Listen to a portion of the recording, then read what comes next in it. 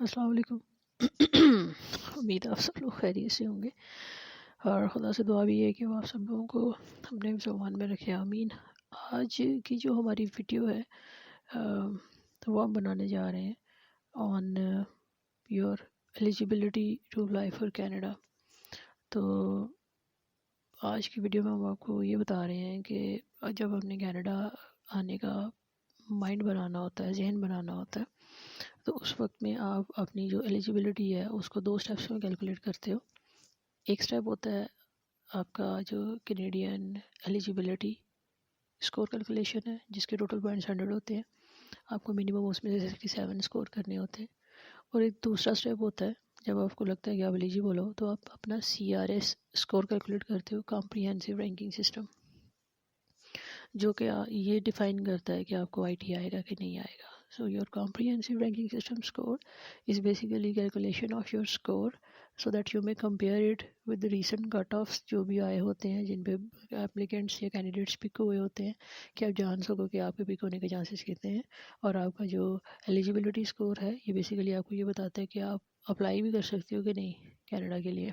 So despite of the fact कि जो CRS calculator है वो तो कैनेडियन ऑफिशियल वेबसाइट में मौजूद है, जबकि जो एलिजिबिलिटी है उसका भी एक कैलकुलेटर मौजूद है, लेकिन उस पर कितने पॉइंट्स इन्वॉल्व हैं वो मौजूद नहीं है। तो उसके लिए मैंने क्या किया है आज कि आप लोगों के लिए एक वर्कशीट बना दी है, जिसमें हमने टेबलर फॉर्म में जितने भी पॉइंट्स हैं उनको डिस्कस भी कर लिया है, और आप लोगों को समझाने के लिए फर्दर हर जो फैक्टर इसमें इन्वॉल्व है, 6 मेजर फैक्टर्स, आगे फर्दर उनका भी पॉइंट ब्रेक डाउन कर दिया है। ये शीट डाउनलोडेबल फॉर्म में मौजूद रहेगी ड्राइव लिंक की सूरत में डिस्क्रिप्शन में, तो आप वहाँ से डाउनलोड कर लीजिएगा और आप आराम से यहाँ से अपने पॉइंट्स कैलकुलेट कर सकते हैं। जब आप एक दफ़ा यहाँ से अपने पॉइंट्स कैलकुलेट कर लें, उसके बाद में जो उसका ऑफिशियल लिंक है आपकी एलिजिबिलिटी चेक करने का in the form of calculator, वो जो है वो आपके साथ वो भी शेयर कर देंगे। आज थोड़ा सा उस पर कैलकुलेशन परफॉर्म भी करेंगे आप लोगों की अंडरस्टैंडिंग के लिए, ताकि आप लोगों को आइडिया हो जाए। ये वीडियो बनाने का जो मेजर रीज़न है मेरा, वो इसलिए है कि मेरे पास कुछ क्वेरीज आ रही हैं जिसमें कुछ लोग 40s में हैं, 40 प्लस में हैं, और they want to get settled in Canada. तो मेरे हिसाब से तो 40 की इतनी बड़ी एज नहीं होती। You are still energetic, young, more experience to settle in your life. लेकिन अनफॉर्चुनेटली इसके जो है ना वो ख़ातरख़्वा असर पड़ता है आपकी इमिग्रेशन पे when it comes to Canada, जो कि लिंक्ड होती है विद सर्टेन पॉइंट्स। तो वो किस हद तक आपको इफ़ेक्ट करती है, वो थोड़ा सा माइक्रो मैनेज करके देखेंगे, सॉरी माइक्रो फोकस करके देखेंगे, ताकि आप लोगों को अंडरस्टैंडिंग भी हो जाए और आप डिसहार्टेंड भी ना हो, आपको पिक्चर क्लियर हो और आपको पता हो कि that is fine even if I am 41, अगर मैंने यहाँ से पॉइंट्स कलेक्ट कर लिए और मेरा स्किल सेट राइट है, तो still I can go to Canada. Yes, this is reality, still you can go to Canada. तो उसका कैसे पता लगाते हैं वो अब आपको बताते हैं। ये 6 फैक्टर्स होते हैं जो इस वक्त आपके सामने है एक्सप्रेस एंट्री एलिजिबिलिटी कैलकुलेटर के। अभी इसकी शीट है पॉइंट्स ब्रेकडाउन समझाने के लिए, फिर आपको ओरिजिनल कैलकुलेटर पे भी लेके जाऊंगी और आपके साथ वो बैठ के परफॉर्म करेंगे सारी कैलकुलेशन। अब इनमें जो सबसे पहला फैक्टर है दैट इज़ लैंग्वेज, जिसके मैक्सिमम पॉइंट्स 28 हैं। एजुकेशन, जिसके मैक्सिमम 25 हैं। वर्क एक्सपीरियंस के आपको मैक्सिमम पॉइंट्स 15 मिलते हैं।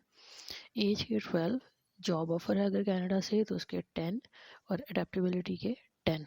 अब हम इन सब फैक्टर्स को नीचे 1 बाय 1 मज़ीद इनका पॉइंट ब्रेकडाउन करके डिस्कस करते हैं, बट जो टोटल पॉइंट्स होंगे वो 100 होंगे, जिसमें से आपको एटलीस्ट 67 लेने हैं, तभी आप एलिजिबल हो, क्वालिफाई करते हो to apply for Canadian immigration under express entry. अब जो लैंग्वेज है जिसके मैक्सिमम 28 पॉइंट्स हैं, उसमें हम सबसे पहले इंग्लिश डिस्कस करेंगे। इसमें 2 लैंग्वेजेस होती हैं, one English and one is French, because after English predominantly spoken language in Canada is French. So English में अगर आपका CLB 9-10 है, then you will be having 24 points. अब ये CLB लेवल्स 8-7 ये क्या होते हैं, इनका मतलब एक्चुअली क्या होता है when it comes to the score के कितना होना चाहिए, तो वो सारे से रिलेटेड एक लिंक डिस्क्रिप्शन में रहेगा, वहाँ से जाके CLBs को अंडरस्टैंड कर लीजिएगा। CLB 9 मीन्स अगर 8 और 777 आपका स्कोर है, लिस्टिंग मेयर वर्क में 7, तो आप मैक्सिमम जो है वो 24 पॉइंट स्कोर कर सकते हो। और CLB 8 then 20, CLB 7 means minimum सब सब में आपका 666 आना चाहिए। तो ये CLB से रिलेटेड जो एक्सप्लेनेटरी लिंक है वो डिस्क्रिप्शन में दे देते हैं। बल्कि इनफैक्ट ये करती हूँ कि जब हम वीडियो क्लोज करेंगे तो I will be updating this sheet, और इस ये जो हमारे पास ये वाला टेबल है इसके साथ ही हम CLB लेवल को एक्सप्लेन करता हुआ एक टेबल रख देंगे ताकि आप लोगों के लिए आसानी रहे वहीं से उसको देखने की। अदर देन दैट, अगर आप फ्रेंच में CLB 7 या उससे ज़्यादा स्कोर करते हैं तो आपको 4 पॉइंट्स मिलते हैं, ऐसे नीचे रहते हैं तो you are not eligible. Pakistan के अंदर once again I am telling, yes French के जो हैं वो मौजूद हैं।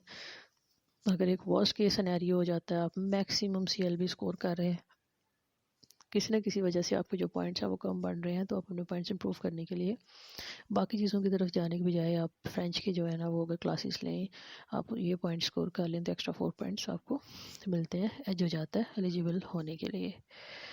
ओके, उसके बाद में आ गया एजुकेशन। एजुकेशन में ये है कि डॉक्टरल या PhD लेवल की अगर आपकी क्वालिफिकेशन है तो you will be getting maximum points 25। Masters है तो आपको 23। तो बहुत थोड़ा फ़र्क है 2 पॉइंट्स का दोनों डिग्रीज़ के बीच में। अगर आपके पास 2 या 2 से ज़्यादा डिग्रीज़ हैं then you will be having 22 points. So वो लोग जिनके पास 2 या 2 से ज़्यादा डिग्रीज़ हैं वो 22 पॉइंट्स क्लेम कर सकते हैं यहाँ पे। उसके बाद में बैचलर्स है, 3 years ऑफ प्रोग्राम, अगर आपकी इक्विवेलेंस, ये सारी वो क्वालिफ़िकेशंस हैं जो कनेडियन हिसाब से हैं। जैसे हमारे यहाँ पे अगर 2 years बैचलर्स हो तो हमें कनाडा से डिप्लोमा की इक्विवेलेंस मिलती है इसी के बाद में। अगर हमने मास्टर्स कर रखा है तो हमें यूजुअली बैचलर्स की, या बैचलर ऑनर कर रखा है तो हमें 3 years of बैचलर्स की इक्विवेलेंस मिलती है। सो इसलिए ये कनाडा के हिसाब से चल रही हैं चीज़ें, तो आप उसी तरह से देखिएगा। सो ये आगे रेलिवेंट इसके पॉइंट्स हैं। सो बैचलर्स 3 years की इक्विवेलेंस आएगी तो 21 पॉइंट्स मिलेंगे, डिप्लोमा 2 years की आएगी तो 19 मिलेंगे, डिप्लोमा 1 year की आएगी तो 15 मिलेंगे, और अगर आपने 12th किया हुआ है 5 year एक्सपीरियंस तो आपको मैक्सिमम पॉइंट्स जो हैं, आपको इक्विवेलेंस आती है तो आपको मैक्सिमम 5 पॉइंट्स मिलते हैं। जो वर्क एक्सपीरियंस है उसमें ये कि अगर आपने 6 साल या उससे ज़्यादा का एक्सपीरियंस लिया तो आपको मैक्सिमम 15 पॉइंट्स मिलेंगे। अगर आपका 4 से 5 साल का है तो 13 पॉइंट्स मिलेंगे। 2 से 3 साल का एक्सपीरियंस है तो आप लोगों को 11 पॉइंट्स मिलेंगे। आपको अगर 1 ईयर कंटिन्यूस एक्सपीरियंस है तो 9 पॉइंट मिलेंगे, और अगर आपका 1 year continuous experience less than 1 year है तो फिर आप एलिजिबल नहीं है अप्लाई करने के लिए। यहाँ पे ये जो टर्म कंटिन्यूस है ना, आपने इसको अंडरस्टैंड करना है। फ़र्ज़ करें कि आपके पास वर्क एक्सपीरियंस है जिसमें आपने 3 महीने एक जगह पे काम किया है, और उसके बाद में जो रिमेनिंग मंथ बनते हैं ऑलमोस्ट 9 महीने वो आपने कहीं और पे काम किया है, तो मिला के तो आपका ये 1 साल का काम बन जाता है। But actually this is not your continuous work, लिहाजा ये वाला वर्क कंसिडर नहीं होगा। That has to be a continuous minimum 1 year experience in 1 skill set. तो ये याद रखिए कि आप किसी किस्म का भी जो वर्क एक्सपीरियंस है वो आपका एटलीस्ट फुल टाइम होना चाहिए, जिसका मतलब है कि आपने 3 घंटे पर वीक काम किया है, मिनिमम 1 साल कंटिन्यूस आपको एक्सप्लेन कर दिया है, पेड वर्क था आपका, और आप नॉक कोड या स्किल टाइप 0 A और B में फॉल करते हैं, तभी आप एक्सप्रेस एंट्री के लिए जा सकते हैं। अब जो स्किल टाइप 0 है उसमें मैनेजरियल लेवल जॉब्स आती हैं, जो स्किल टाइप A है उसमें प्रोफेशनल्स लाइक डॉक्टर्स, इंजीनियर्स, इस किस्म के लोग आ जाते हैं। जो स्किल टाइप बी है इसमें वो लोग आते हैं जो ज़्यादातर ट्रेड्स ऑक्यूपेशन में होते हैं, like they technicians, they plumbers, they are chef, इस किस्म की चीज़ें। और स्किल सी और डी बेसिकली इसमें ट्रक ड्राइवर्स, क्लीनर्स या हेल्पर्स वगैरह आ जाते हैं, और ये क्वालिफाई नहीं करते हैं फॉर एक्सप्रेस एंट्री। और ये लोग जो हैं वो डिफरेंट प्रोग्राम्स हैं, जैसे लर्निंग पायलट प्रोग्राम आ गया या provincial nomination program that are not linked with express entry, but वो सेपरेट अपने प्रोग्राम्स रन कर रहे हैं, तो आप वहाँ पे इन कैटेगरीज़ के अंदर अप्लाई कर सकते हो फॉर कैनेडियन इमिग्रेशन। क्योंकि आज हम एक्सप्रेस एंट्री के लिए आपकी एलिजिबिलिटी की बात कर रहे हैं, सो उसके लिए आपका इन 3 नॉक कोड में आना या स्किल टाइप में आना ज़रूरी है। सी एंड डी में आएंगे तो आप एक्सप्रेस एंट्री के लिए एलिजिबल नहीं है। अब जो एज का फैक्टर है, अगर आप अंडर 18 हैं तो आप एक्सप्रेस एंट्री में अप्लाई नहीं कर सकते। अब ये द आइडियल थिंग, 18 से 35 साल की एज में आपको मैक्सिमम पॉइंट्स मिल रहे हैं, दैट आर 12 एज के। उसके बाद में जैसे जैसे आपकी 1 साल एज बढ़ती है टिल 46 आपका 1 पॉइंट कम होने लगता है। जैसे अगर आप 36 के हैं आपके पॉइंट्स 11 होंगे, 37 के हैं 10। सो 36 से लेके 46 तक एक एक साल कम होती जाएगी। उसके बाद में जैसे आप 47 या उससे ज़्यादा जाएंगे तो आपको कोई पॉइंट्स नहीं मिलेंगे। सो आप इस चीज़ को अच्छे से देख लीजिएगा, अपनी एज फैक्टर को। अब हम बात करते हैं जॉब ऑफ़र की। ये जो जॉब ऑफ़र है ये that need to be from a Canadian employer. इसके आपको 10 पॉइंट्स मिलते हैं अगर आपके पास जॉब ऑफ़र है। लेकिन आपको ये अंडरस्टैंड करना है कि आपको वैसे ही कोई जॉब ऑफ़र नहीं दे सकता। जो एम्प्लॉयर होता है उसको, जो गवर्नमेंट है उसको एक सर्टिफिकेट प्रोवाइड करना होता है जिसे लिमिया बोलते हैं, LMIA, that stands for labour market impact assessment. और इस सर्टिफिकेट में उन्हें ये साबित करना होता है बहुत सारे फैक्टर्स प्रूव करने के बाद में कि एक्चुअली ये जो पोजीशन है वो हम लोकली कनाडा से फिल नहीं कर पा रहे, स्किल सेट ऐसा है, दैट इज़ वाई हमें एक फ़ॉरेन स्किल वर्कर को हायर करना पड़ रहा है। सो अगर आपके पास लिमिया सर्टिफिकेट है, एक जॉब ऑफर है from Canadian employer, so you can go for this. उसके बाद में अडेप्टेबिलिटी फैक्टर आ जाता है। अडेप्टेबिलिटी फैक्टर मींस कि आपके जो, अगर कोई कनाडा में आपने कोई स्टडी की है 2 साल फुल टाइम तो आपको उसके 5 पॉइंट्स मिलेंगे। अगर आपके स्पाउस ने कनाडा में स्टडी कर रखी है 2 साल तो 5 पॉइंट्स उसके आपको एक्स्ट्रा मिलेंगे। अगर आपका कोई पास्ट वर्क एक्सपीरियंस है कनाडा में मिनिमम 1 ईयर का कंटिन्यूस तो उसके आपको 10 पॉइंट्स मिलेंगे। अगर स्पाउस का वर्क एक्सपीरियंस है कनाडा में 1 साल तक का तो 5 पॉइंट्स उसके होंगे। अगर आपके स्पाउस ने आइल्स किया हुआ है मिनिमम CLB 4 तो आपको उसके 5 पॉइंट्स मिलेंगे। Job offer in Canada, that is going to add like 5 points of your spouse. उसके बाद में sorry, if you have a regular job offer in Canada तो उसके आपको 5 पॉइंट्स मिलते हैं। और जो ब्लड रिलेटिव्स हैं आपके कनाडा उसके आपको 5 पॉइंट्स मिलते हैं।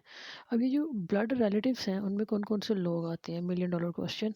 उसमें आपके पेरेंट्स आते हैं, आपके ग्रैंड पेरेंट्स आते हैं, माँ की तरफ से, बाप की तरफ से, नाना नानी, दादा दादी, आपके बच्चे आ जाते हैं, आपके बच्चों के बच्चे आ जाते हैं, आपके ब्लड सिबलिंग्स सगे बहन भाई आते हैं, फिर आपके सगे चचा चची, अम, खाला खालू, वो लोग इसमें आ जाते हैं। और आपके नीस एंड नेफ्यू, भांजे भांजियाँ, भतीजे भतीजियाँ वो इसमें आ जाते हैं। सो ये आपके आई एम सॉरी, ये आपके एक्सप्लेनेशन होगी जो पॉइंट सिस्टम है उसकी। तो इस पॉइंट स्कोर सिस्टम पे जब आप हासिल कर लेते हैं ऑलमोस्ट 67 स्कोर तो you can very easily apply for your, आप एलिजिबल हो कनाडा के लिए अप्लाई करने के लिए। अब यहाँ से दूसरी चीज़ जो आप लोगों को समझानी है, यही चीज़ जो शीट में जिसका आपको पॉइंट ब्रेकडाउन समझा दिया है वही चीज़ अवेलेबल है कैनेडियन वेबसाइट पे भी। सो जो कैनेडियन वेबसाइट है उसको ओपन कर लेते हैं। ओके, तो आप इस पे क्लिक करेंगे चेक योर एलिजिबिलिटी पे and you will land on this page. और इस पेज पे आप सबसे पहले सेलेक्ट करेंगे कि आप किस कनाडा की किस प्रोविंस या टेरिटरी में सेटल होना चाह रहे हैं। Now that is totally up to you, आप कोई सी भी सिलेक्ट कर लें, जैसे मैंने बोला आई लव बटा तो हम उस पर क्लिक करते हैं, then you will be going for next. उसके बाद में ऑफिशियल लैंग्वेज, अभी के लिए तो मैं जो है वो हाइपोथेटिकल डेट्स इसमें डालूंगी, आगे इसने पूछनी है, आप कोई सी भी डाल सकते हैं। याद रखिए जब तक आपने minimum reading writing listening speaking each में 666 स्कोर नहीं किया तब तक आप एक्सप्रेस एंट्री प्रोफाइल क्रिएट नहीं कर सकते, आप एक्सप्रेस एंट्री के लिए एलिजिबल नहीं है। तो मिनिमम टारगेट आपका ये होना चाहिए। अगर आपका मतलब आइल्स स्कोर इससे कम जा रहा है तो फिर आप एक्सप्रेस एंट्री या उससे रिलेटेड जो प्रोविंसेस अपने प्रोग्राम चलाते हैं, स्ट्रीम्स चलाते हैं नॉमिनेशन की, उनके लिए एलिजिबल नहीं है। फिर आप ईच प्रोविंस की इंडिविजुअल जो साइट है उस पर जाएँ और उनके जो नॉमिनेशन स्ट्रीम्स हैं उनको देखें जिस पे हम वीडियोस भी बना रहे हैं और आप उन पे अप्लाई करते हैं। सो लेट्स से कि हम 7.5 इसमें डाल देते हैं। मैक्सिमम मैं इस वक्त इसलिए कर रही हूँ कि कहीं पे हमें ये कैलकुलेशन करते हुए किसी किस्म का स्टॉप ना लगे और हम ये जो सारे का सारा स्टेप्स हैं इस कैलकुलेशन के वो आप लोगों को दिखा सकें। You will be clicking on next, find out if you are eligible. तो सेकंड ऑफिशियल लैंग्वेज का आपने कोई टेस्ट दिया है? नहीं, ये मैं फ्रेंच हमने भी डिस्कस किया था, उसकी बात हो रही है यहाँ पे। So there is no second official language, only isles so far. उसके बाद में find out if you are eligible to apply in last 3 years, आपका कितना स्किल्ड वर्कर एक्सपीरियंस है इन कनाडा। तो ये है नन, और किस नॉक कोड में है, तो चूँकि नन है तो हम नन ऑफ अबव यहाँ पे सेलेक्ट करेंगे। कनाडा के अंदर हमारा एक्सपीरियंस नहीं है तो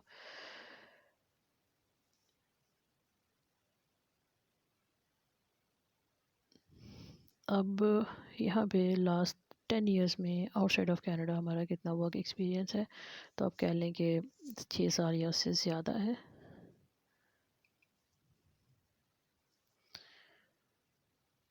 अब यहाँ पे आपने कोई एक 5 ईयर्स में do you have at least 2 years of experience in one of these types of jobs. तो अगर आपने इनमें से कोई जॉब्स की हुई हैं और इनमें आपका है एक्सपीरियंस, तो फिर आप सेलेक्ट करेंगे यहाँ से, ठीक है। चूँकि हम जो कर रहे हैं उसमें इनमें नहीं है किसी में भी, सो लिहाजा हम यहाँ से नन पिक करेंगे and we will click next. So find out if you are eligible to apply का नेक्स्ट आ गया। How much money in Canadian dollars, तो वो जो दी है वही है। अगर आप अकेले जा रहे हैं तो 13,213, और यहाँ पे आप अकेले हैं तो click 1 and then next go. Sorry, this is about how many family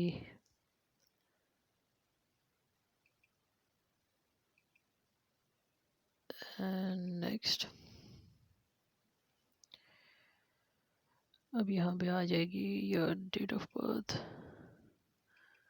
तो ऐसा करते हैं कि हम 35 को टच करते हैं। Today is 29, so let's select 29. Today is my birthday, so that is why I'm selecting 29. If you didn't earn a Canadian degree, diploma, fast agency approved। ये जी ECA के बाद में आपके पास क्या है? लेट्स से हमारे पास बैचलर्स की इक्वलेंस आई है। नेक्स्ट,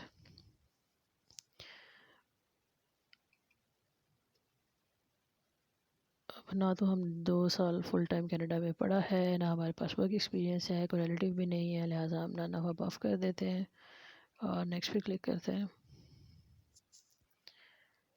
यहाँ से मैरिटल स्टेटस, लेट्स से जो जा रहे हैं they are never married single, आप अपने हिसाब से अपना सेलेक्ट कर सकते हैं। आप जो मैरिटल स्टेटस सेलेक्ट करेंगे आपको उसका प्रूफ डॉक्यूमेंट भी देना होता है। लेज based on your answers you appear to eligible for express entry, और साथ ही ये हो गया आपका personal reference code. So this is how, ये जो पर्सनल रेफरेंस कोड होता है that is required basically to generate your express entry profile.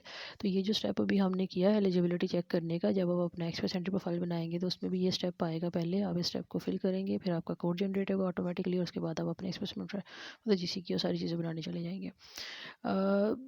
इसको कम टू कनाडा टूल भी कहते हैं, और इस पे भी एक वीडियो ऑलरेडी पहले बनी हुई थी, लेकिन चूँकि इसी को एलिजिबिलिटी चेक करने का एक कैलकुलेटर भी कहते हैं, सो इसलिए आई डिसाइडेड कि इस पर एक स्पेसिफिक वीडियो बनाते हैं। So this is the very first step that you need to make. First you will be make you checking your eligibility this way, और इस शीट की मदद से अगर आप 67 स्कोर कर रहे हैं मिनिमम, फिर उसके बाद आप अपना CRS स्कोर करें, और उसमें जो आप रिक्वायर्ड स्कोर आपने कट ऑफ का जो लिंक भी मैंने दिया था कहाँ पे होते हैं इसमें भी दे दूँगी। लेटेस्ट जो ड्रॉज हुए थे उसमें कितने पे लोग पिक हुए थे, आप बार बार अपने आइल्स स्कोर को चेंज करके देखें कि आप उस स्कोर पे कब पहुँचते हैं। जब आपको वो स्कोर सामने नज़र आ जाता है तो फिर उस आइल्स के बैंड्स को नोट कर लें, वो आपने अचीव करना है। फिर आप ECA करवाएँ, वो बैंड अचीव करें, and you are good to go to create your Express Entry profile and to apply for your application. Thank you very much for your time. कोई सवाल हो इससे मुतालिक तो बिला झिझक पूछिएगा। We are all there. अल्लाह हाफ़िज़।